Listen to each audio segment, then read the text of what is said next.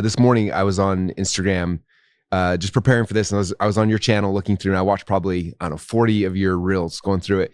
And I love it because, like, for me, I'm very obsessed with like looking at the process. Like, but for me, my art is funnels, right? So I buy everyone's product, look at every single funnel, look at the sales messages, upsells, the downsells, the sequencing, the emails, and like I geek out about that at a level I don't know anybody else on the planet that does. And by just watching your short form on Instagram today, I was just like, man, like you're doing the same thing on like every viral video. Like so many of those, like there's this video versus this video, they look almost identical, and you're like, this one got 3 million views, this one got 48 million views. Here's the reason why. And like the analytical, like how deep you look into the reason why things are working is really fascinating. I'm curious, is that from your standpoint, is that what you're geeking out on? Is that your favorite thing to look at those kind of things, or how do you learn this stuff, I guess? Yeah. So we've built the foundation of our entire company based off that. So it's exactly what you said in terms of like analyzing every funnel and breaking it down and every single nuance of it, because I think in your world, like you're looking at this at such a granular level, like you could see a specific headline or a word or a phrase or an order bump or an upsell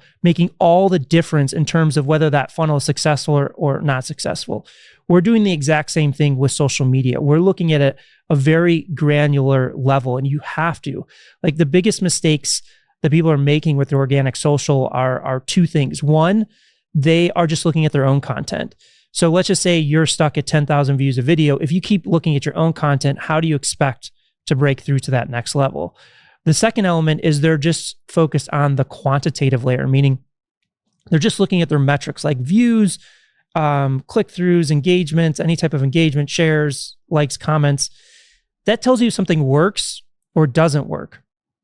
But in terms of organic social, you need to look at the qualitative element of why things work. In the same way that you would dissect a funnel, you're looking at the qualitative elements that drive that success or detract from that success. So that's the lens that we're looking through social media. So we've assembled a team that over the past 6 years, we've done 10,000 hours of research of breaking down social content.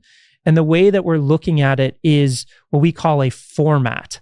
So in a sense, like the perfect analogy I could use is like there's different types of funnels. You know, there's like a book funnel, there's a VSL funnel, there's a webinar funnel, there's all these different types of funnels, and each funnel requires its own kind of nuance of how to execute on it. So we look at social media from a format perspective. So for example, like if you've seen me coming from the film industry, if you've watched a movie that's been made over the past 50 years, every movie follows the 3-act structure. That's the format that people use. And like you think about Steven Spielberg, one of the best storytellers of all time, he doesn't reinvent that 3-act structure every time he makes a movie. He masters that over decades. So in terms of like a format, a few examples, one's called Man on the Street that you've probably seen on TikTok or Instagram, where basically you interact with somebody on the street in some way and capture their reaction. So I have a friend that we've worked with named Alex Stemp that uses this as a photographer. So he approaches random strangers on the street, offers them a professional photo shoot, and shows the end result. So he's used that format over the course of years to amass an audience of 20 million followers. There's another one that uses it called School of Hard Knocks, which I'm sure you've probably seen, where they interview successful people on the street. So that's an example of a format. Another one is called 2 Characters, 1 Light Bulb, where it's the same person that plays an expert and a novice, and they go back and forth and debunk a common myth or misconception about whether it's finance, nutrition, legal, any of those things. So the way that we look at social media is we look at it through that specific format and a specific platform, and then we go really deep in it. And the way that we go deep is a process that we call gold, silver, bronze. So we'll look at somebody using a specific format, for example, like School of Hard Knocks. On the surface level, it looks very simple, but there's a lot of depth to it. So what we would do is we would take a channel like that and pull 10 to 20 of the top performers, which is gold.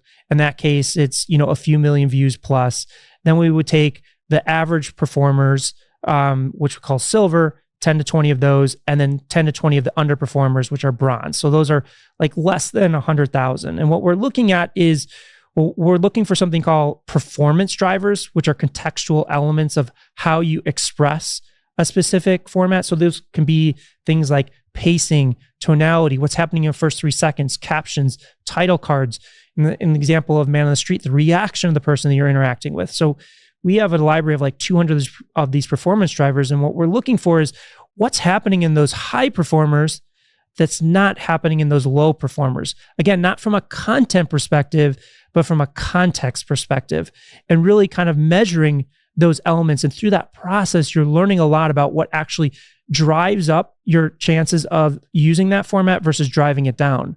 Because most people will see a format like Man on the Street or any format out there and be like, oh, I see what they're doing. They're just interviewing a person on the street. I'm going to do that. And 99% of people fail because they're not paying attention from the contextual element. Like, say the funnel, like I have a book funnel too, but it's not working. Like, I don't know why. It looks similar. Why not? Well, I mean, like you missed the art. I can attest to it. Is like I ran book funnels on ClickFunnels for 3 years. And it took us a long time to figure that out. Is on the surface level, it looks super easy. Oh, you just say you give away your book for free and charge shipping and handling. But there's so much nuance in kind of all those different elements. And we're looking at social media in the same way. Interesting. So there's the what'd you call it? You call not frameworks. What'd you call the formats? Formats, yeah. Is there a known number of formats? Just there's infinite number of types of formats. Or do you guys have like, these are the 20 that work the best? So we've done analysis on over like 220, and we have a team that researches like 3 to 5 new ones every week. But there's like different levels, like Man on the Street. We've done 10 different research projects on that. So typically the way that we work with clients is there's kind of like beginner formats and advanced formats. So like there's 20 or 30 kind of beginner ones. And as a beginner, it's not about like the content. It's more like if you're just getting into social media and you're trying to master the nuances of communication, you may want to start there before going on. But it's also that there are specific formats to specific platforms. It's not like one platform is going to succeed across every single platform. They're typically dialed in for each one. In one of your books, you talk about the different formats. Like, where's the best spot for someone to learn? Like, here's the ones to even look at. The guide to going viral. So we break down our entire model that we spent the past 6 years building and invested several $1 million for that. And we're giving away that book for free. It's not even shipping and handling. If they go to hookpoint.com/Russell, they can download the PDF or Kindle version of it. But so we have a model called the viral content model that includes that gold, silver, bronze. And we break down the entire model and process in that book. Mm-hmm. That's cool. So you have the formats, and then inside the formats, you say there's 200 things you're looking for. Is that what the number was? Yeah. Typically what we do when we break down a format, we distill it down to like 3 or 5. But we kind of, because you don't want to be analyzing content at like a level of 200, it just becomes too messy. But we kind of look at, again, those high performers versus low performers. The core things and those core elements of it. Yeah. So when you work with somebody, is it better for somebody to like pick a format and you just double down and all your ones are Man in the Street or all your ones whatever? Or do you change things around? What's typically the best? So typically we say stick with one format. Obviously, pick the format that you think best represents the message you want to put out, but also a format that you enjoy. That's the reason when we do so much analysis is I don't want to sit here and say, oh, there's only 3 to 5 formats. You have to choose one, whether you like it or not. But we typically say stick with one until you've mastered it and really understand that format. And then once you understand that, then you can make the choice. Do I want to add another format into it? Because just that process of mastering one sets you up for success to master the next one. But if you try and do like 2 or 3 formats at the same time, then you're kind of you're losing that kind of learning opportunity.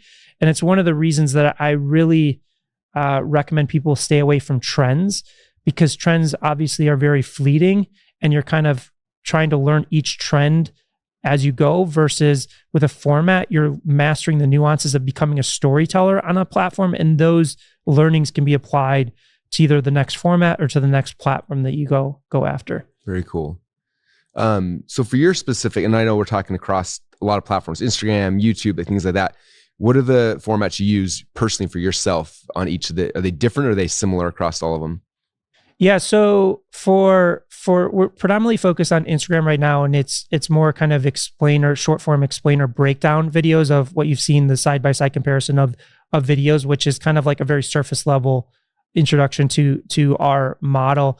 But now we're going to be getting into YouTube on kind of more in-depth explainer breakdowns and videos using the explainer format for that. Is it similar though? You're still going to be doing like showing the A and B split test and going deeper on it? Yeah, more context wrapped around it. It will be in it, but it'll be like 5 minutes of like a 20 to 30 minute video breakdown. Yeah. Very cool. So what we're really good at funnels and paid ads. We're really good at building email lists and promoting through there. Social is where we have like peaks and valleys where we like do something and it's working and then it doesn't work and back and forth. I think we've tried a lot of different formats, some with some success, but not consistency. You know, same thing like Instagram, there's a different strategy on YouTube versus TikTok. And I was just curious, like if you were working something with me from the very beginning, what's the process? Like what's something if we're like, okay, Russell, you've got stuff happening, but we're starting over to make sure we're doing this correctly. What does that look like if you walked in on a consult day like that? So the first place to start is what is the format that we're going after? And you may have done the format in the past, or you may not, it may be something completely new. But really sitting down, determining what is the format that we can focus on mastering the nuances of, because we see this a lot. And I understand why it happens is like a format doesn't work. So we're like, oh, this isn't working. I move on to the next one. But when you don't have kind of a foundational model to kind of use the creative process to produce that format, that's when it can kind of feel like, oh, this just isn't working for me. I'm going to move on to the next thing. So, or sometimes we create something that does well. Views gets a lot of views and no comments, or views and comments, but no one's clicking, or like, you know what I mean? It's like, do we still do those things because there's brand equity potentially in there, but then it's not driving the metric we're looking for of actual, like, this is how we make money in our business. You know what I mean? Like those are the things I think we get stuck in on. And so for us, we're like, well, we see it could be a trend or it could be something where, oh, let's try this type, and it works for one of the metrics, engagement, but not for whatever, you know? And so like, I think that's where we keep getting stuck on, is just like not knowing the consistency of like, this is the message, this is what we're pushing to, this is the goal. You know what I mean? So it's a great question. And, you know, I experience this a lot, especially with people that have done really well with paid ads. So approaching organic is completely different than paid. So organic is all about how to get people to know, like, and trust you. It's not about how do we sell or push a conversion.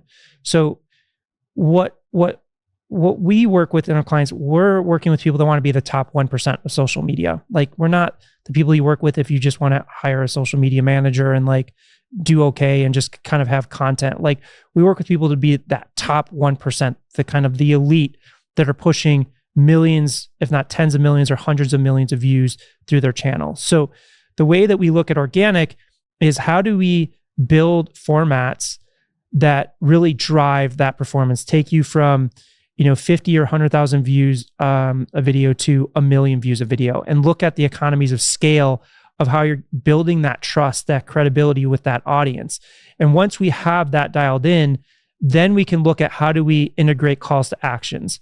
Because if you start with call to actions in the beginning, you can't tell if your content is underperforming because of the call to action or it's underperforming because of something else. So the first goal is, how do we just drive the massive economy of scale? So let's just say the person watching this, on average, they generate 10,000 views a video. And of those 10,000 people watching that, maybe 50% are its core target audience. It'll never be 100%. It's the same thing with paid ads. It'll never be 100%.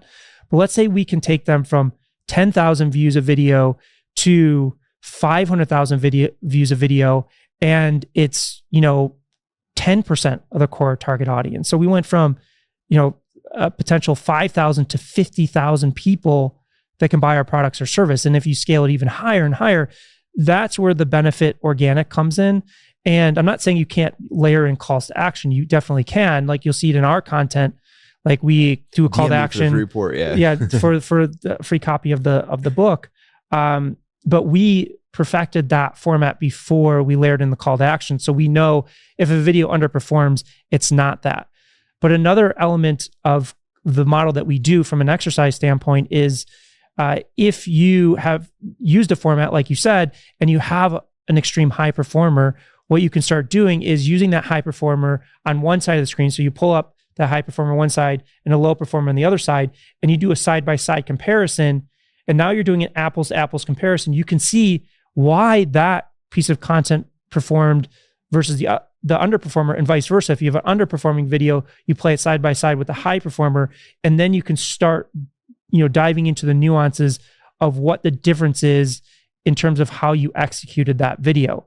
But if you're kind of going from trend to trend to trend, or from format to format, that side-by-side comparison, it's like comparing apples to oranges. It just doesn't work. The same thing, I'm sure it's in funnels, is like, you can't compare like a book funnel with like a VSL funnel. They're completely two different things.